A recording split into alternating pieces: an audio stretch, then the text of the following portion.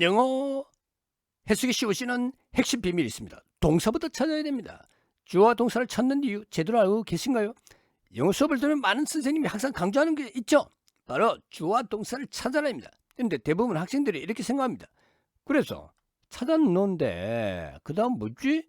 사실 여기서 문제가 시작되는 거죠. 주어와 동사를 찾는 것 자체가 목적이 아니라 그것을 활용해서 문장을 이해하고 만드는 것이 핵심인데 이 과정이 빠져 있는 경우가 많습니다.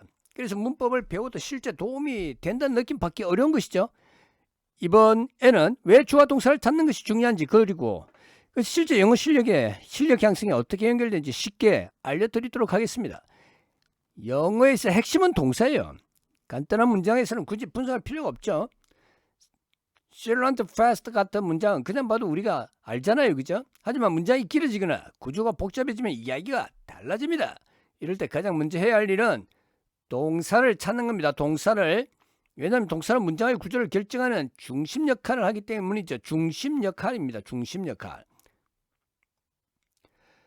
동사를 찾으면 생기는 두 가지 변화가 있어요. 주어의 위치가 자동으로 보입니다.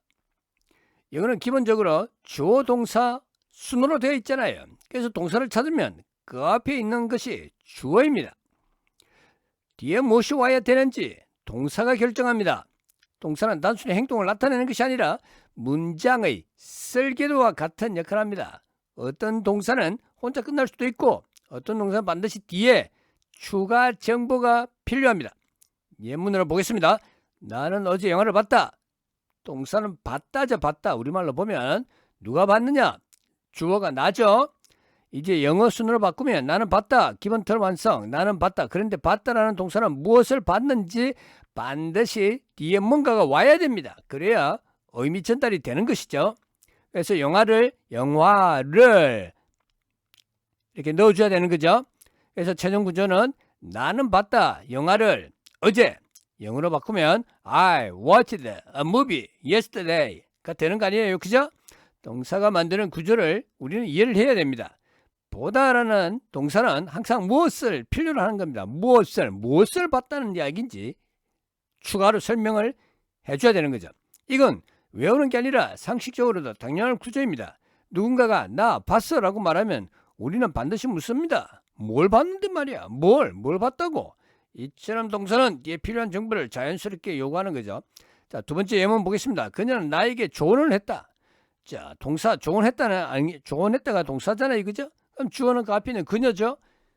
그런데 여기서 끝나면 어색하죠. 무엇을 조언했는지, 누구에게 조언했는지 이 두 가지가 필요합니다. 그래서 문장을 완성하면은 그녀는 조언했다. 나에게 더 열심히 공부하라고. 영어로는 she advised me to study harder 입니다.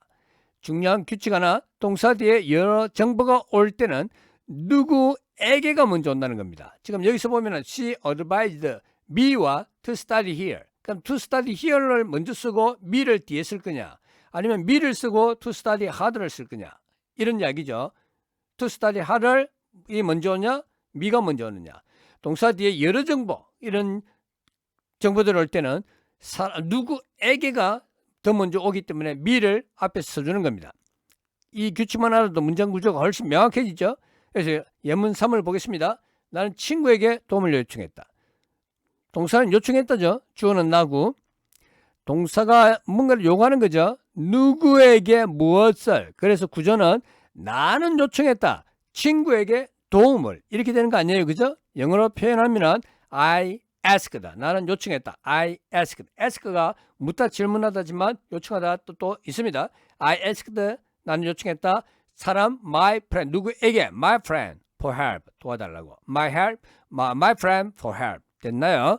자, 해석할 때도 같은 원리가 적용이 됩니다. 영어 문장을 볼 때도 순서는 동일합니다. 동사를 찾아야 됩니다. 그리고 주어 확인하고요.